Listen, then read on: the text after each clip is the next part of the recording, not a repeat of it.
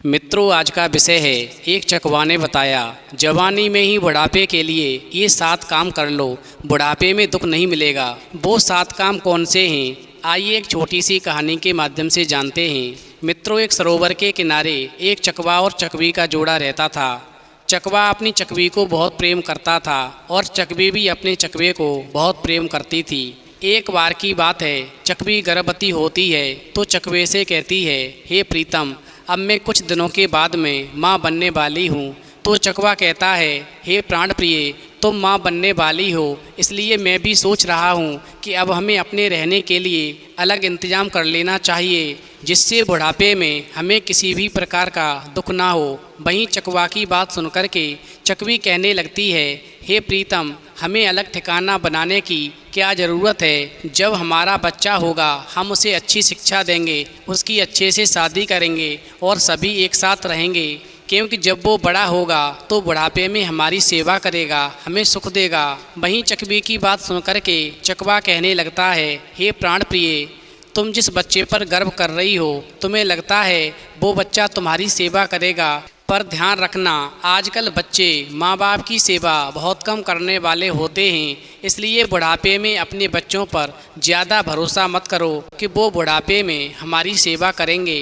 वहीं चकवी कहने लगती है, प्रीतम, आप ऐसी बातें क्यों करते हैं? आपको क्यों लगता है कि हमारा बच्चा बुढ़ापे में हमारी सेवा नहीं करेगा? तो चकवा कहने लगता है, हे प्राण प्रिय, मैं तुम्हें एक कहानी सुनाता हूँ, इस कहानी को ध्यान से सुनो, फिर तुम्हारी समझ में सब आ जाएगा कि आजकल के बच्चे माँ बाप को बुढ़ापे में किस प्रकार से धोखा देते हैं, किस प्रकार से ठोकर मार देते हैं, किस प्रकार से दुख देते हैं। तो मित्रों, कहानी शुरू करने से पहले मेरा आप सभी से अनुरोध है कि आप हमारी कहानी में खो जाएं। उससे पहले हमारे चैनल को सब्सक्राइब करके बेल आइकन अवश्य दबा लें, जिससे हमारी हर वीडियो का नोटिफिकेशन सबसे पहले आप तक पहुंच सके और आप हमारी हर वीडियो से प्राप्त ज्ञान का अपने जीवन में लाभ उठा सकें। तो आइए कहानी शुरू करते हैं। मित्रों, चकवा कहता है, हे चकवी, बहुत दिन पहले की बात है, एक छोटे से गांव में एक गरीब औरत रहती थी।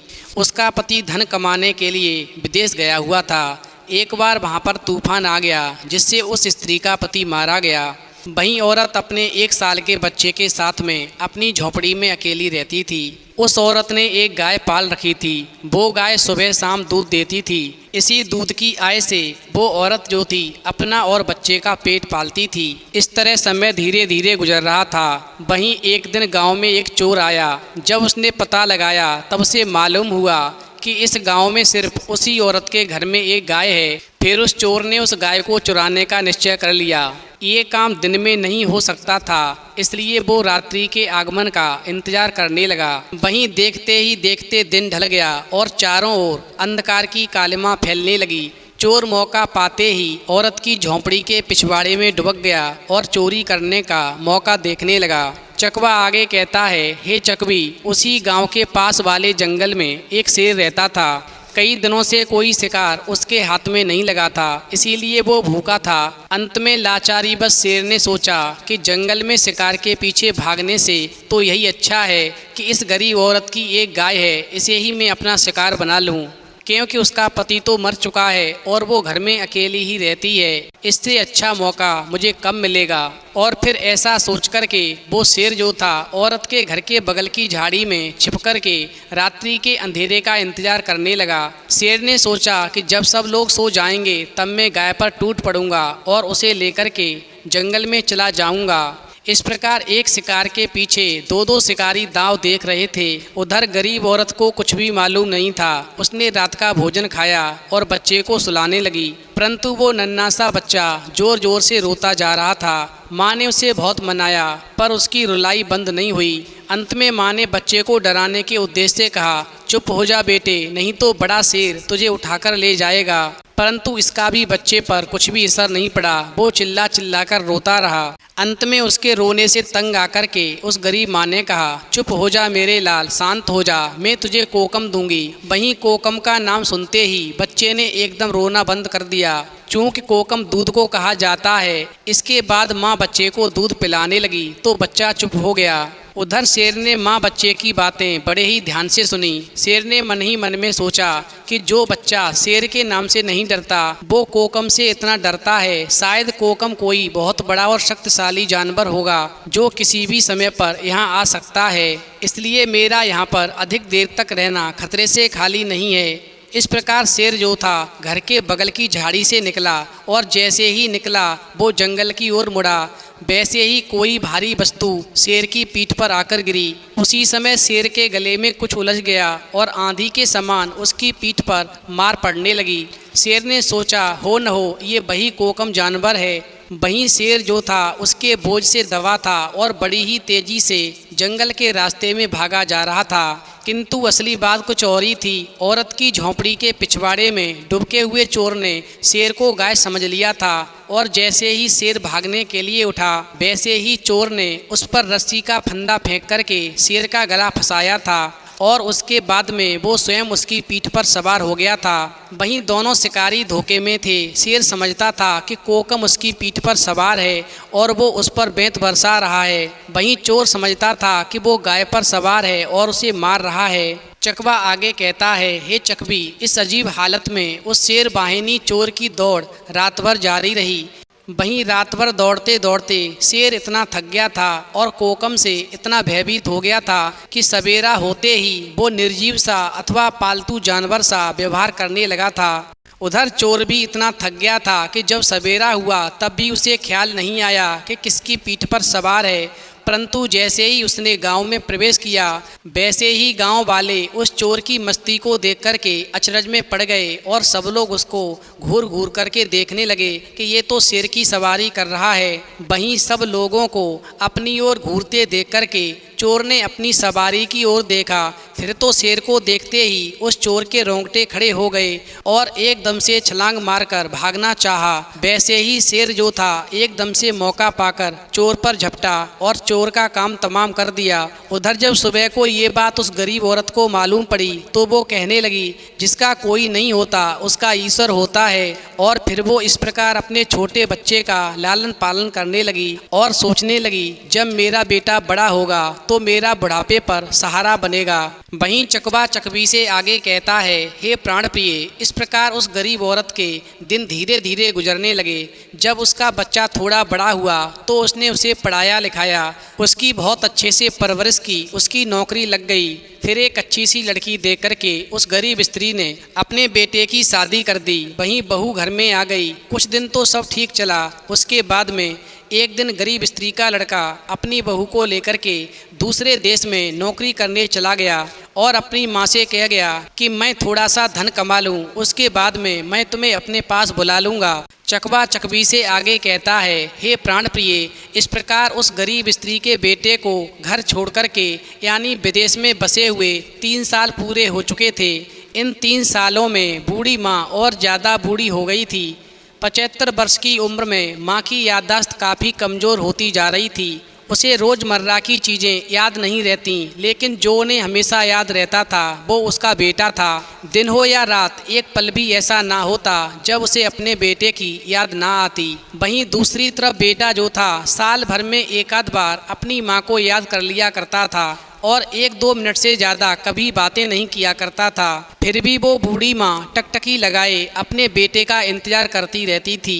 एक दिन बेटे का विदेश से फ़ोन आया, हेलो माँ, सुन रही हो? तुम्हारा बेटा बोल रहा हूँ, तुम कैसी हो? फिर माँ कहती है, बेटा मैं ठीक हूँ, तुम कैसे हो? बहू कैसी है? मेरा पोता कैसा है? तो बेटा कहता है, हाँ माँ, सब अच्छे हैं। फिर बेटा कहता है, मेरी बात ध्यान से सुनो, मैं अगले हफ्ते तुम्हें लेने के लिए गांव आ रहा हूं। तुम्हारी बहू कह रही थी कि माँ को यहाँ पर लेकर आओ, वो बेचारी अकेली वहाँ पर परेशान होती होंगी। चकवा चकवी से आगे कहता है, हे प्राण प्रिय, फिर तो बेटे की बात को सुनकर के बूढ़ी माँ जो थी उसकी सूखी आंखें आंसुओं से भीग गईं। उसके कमज़ोर शरीर के नस नस में खुशी की लहर दौड़ गई। बेटे और बहू का अपने प्रति प्रेम देख करके माँ का मन खुशी से भर गया।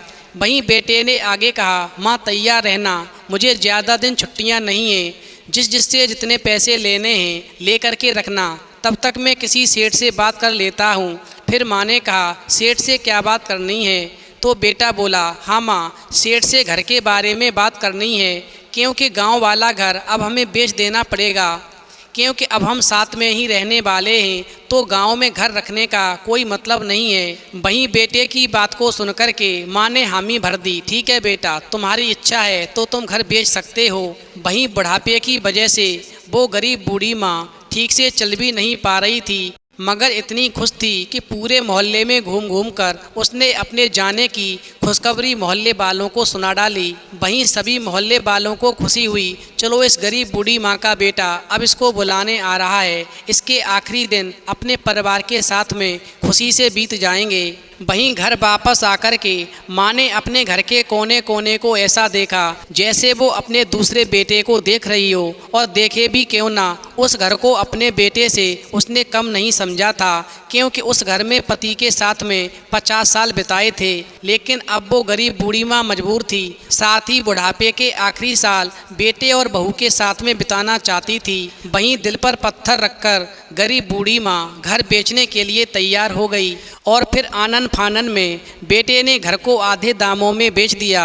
वहीं माँ ने ज़्यादा नहीं, लेकिन जिन चीज़ों से दिल लगा था उन चीज़ों को लपेटा और बेटे के साथ में रिक्शा में बैठ कर के हवाई अड्डे के लिए चली गई। उधर हवाई अड्डे पर आकर के बेटे ने माँ से कहा, माँ तुम यहाँ कुर्सी पर बैठो, मैं सामान और बोर्डिंग पास की जांच कराकर आता हूँ, यहाँ पर थोड़ा वक्त लगेगा और वहाँ पर खड़ा रहना पड़ता है, तुम्हें तकलीफ़ होगी, इसलिए तुम यहीं पर आराम करो। मैं यूं गया और यूं आया। वहीं बेटे की बात को सुनकर के वो गरीब बूढ़ी माँ जो थी वहीं कुर्सी पर बैठ गई और बेटा जो था अंदर चला गया। वहीं काफ़ी समय हो गया, बेटा वापस नहीं लौटा। माँ सोचने लगी शायद ज़्यादा भीड़ होगी, इसलिए बेटे को आने में देर लग रही है। वहीं धीरे धीरे अंधेरा होने को आया। अब तो लोगों की चहलकदमी भी कम होने लगी। माँ को अब चिंता होने लगी, और फिर एक कर्मचारी ने आकर पूछा, माँ जी आपको किससे मिलना है, आप किसके इंतज़ार में बैठी हो? तो डरती हुई आवाज़ में गरीब बूढ़ी माँ बोली, मेरा बेटा अंदर सामान की जांच कराने गया है, हम लोग विदेश जा रहे हैं। फिर कर्मचारी ने पूछा, तुम्हारे बेटे का नाम क्या है? तो माँ ने अपने बेटे का नाम बताया। फिर कर्मचारी अंदर गया और थोड़ी देर के बाद बाहर लौटा, और उसने बूढ़ी माँ से कहा, माँ जी विदेश जाने वाला हवाई जहाज़ तो दोपहर में ही जा चुका है, और आपका बेटा भी उसी हवाई जहाज़ में बैठ कर के विदेश जा चुका है। अब आपके यहाँ पर बैठने का कोई मतलब नहीं है, आप भी अपने घर चली जाइए।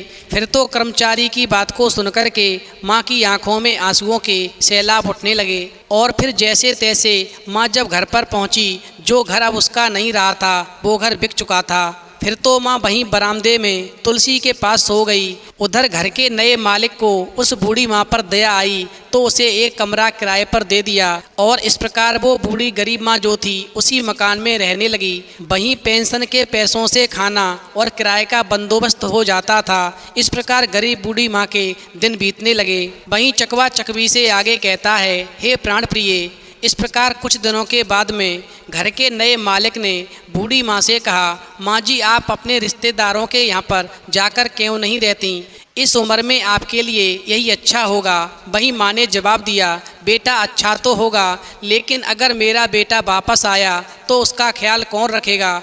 मेरा बेटा बहुत भोला है, उसे अपना ख्याल रखना भी बिल्कुल नहीं आता। मैं यहाँ से कहीं नहीं जाऊँगी, क्या पता कब उसे मेरी ज़रूरत पड़ जाए। और फिर ऐसा कहते कहते माँ को दिल का दौरा पड़ा और उसकी मृत्यु हो गई। वहीं बेटा माँ की मृत्यु पर भी नहीं आया, और फिर गांव और पड़ोस वालों ने उस बूढ़ी माँ का अंतिम संस्कार किया।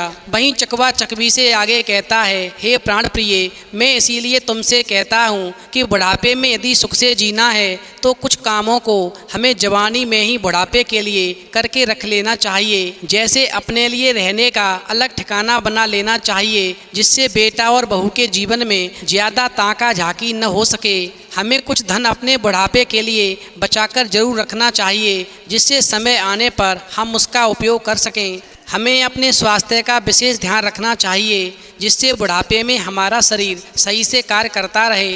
यदि परिवार में सम्मान के साथ रहना हो तो बुढ़ापे में भी खाली कभी नहीं बैठना चाहिए, कोई ना कोई कार्य जरूर करते रहना चाहिए, जिससे सभी आपकी उपयोगिता समझें। कम से कम बोलना चाहिए, क्योंकि ज़्यादा बोलने से माहौल बिगड़ने का डर तो रहता ही है, साथ में शक्ति और बुद्धि दोनों छीड़ होती हैं। वहीं बिना मांगे कभी किसी को सलाह नहीं देनी चाहिए, क्योंकि वृद्ध होने पर परिवार के कर्ता धर्ता आप नहीं रह जाते, और जो कर्ता धर्ता होते हैं वो आपकी सलाह को सुनना नहीं चाहते।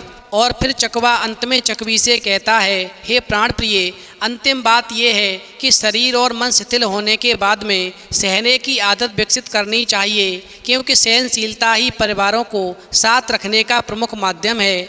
बुढ़ापा एक दिन हर किसी पर आना है, इसलिए बुढ़ापे में यदि हम इन 7 बातों को याद रखेंगे तो हमारे बुढ़ापे के दिन चैन से गुजर जाएंगे, सुख से गुजर जाएंगे, और बुढ़ापे में दुख देखने को नहीं मिलेगा। वहीं चकवे की बात को सुनकर के चकवी कहने लगी, हे प्रीतम, आप ठीक कहते हैं, अब आप जो कहेंगे मैं वही करूंगी। और फिर चकवा और चकवी जो थे अपनी जवानी में ही बुढ़ापे के लिए इन 7 कामों को महत्व देते हुए अपने कार्य में लग गए।